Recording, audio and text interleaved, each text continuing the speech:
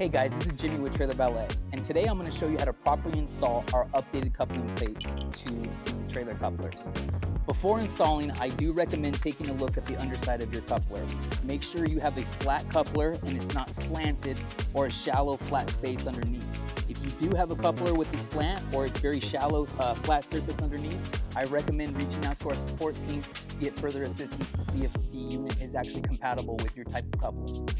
But for this type of coupler, as you can see here, what I'm going to do is I'm going to go ahead and lock it in first. I'm just going to attach the ball, lock it down so it's being held and I can go ahead and release. And now with this coupling plate, you want to rotate it to where it is flush as possible to the underside of the coupler.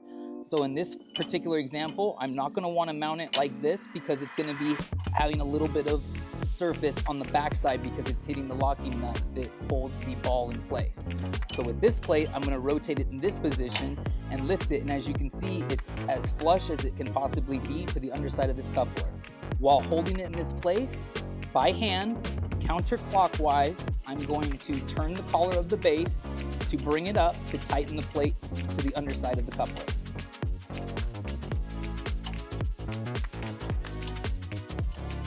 For best purposes, you want to have your base as vertical as possible when it's fully connected.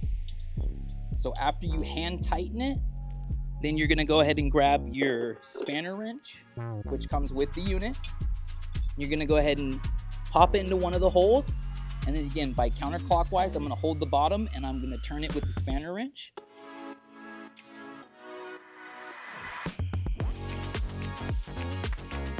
Once I've gotten it as tight as possible with the spanner wrench, I actually recommend with the rubber mallet, getting your spanner wrench back on and giving it a few hits. That quarter turn that you get with the rubber mallet actually goes a long way. And as you can see, that is the best way to get a proper connection with the ball base. After this point, once it's connected properly, you can lower it down into your XL, your MV Pro, or even your RVR units.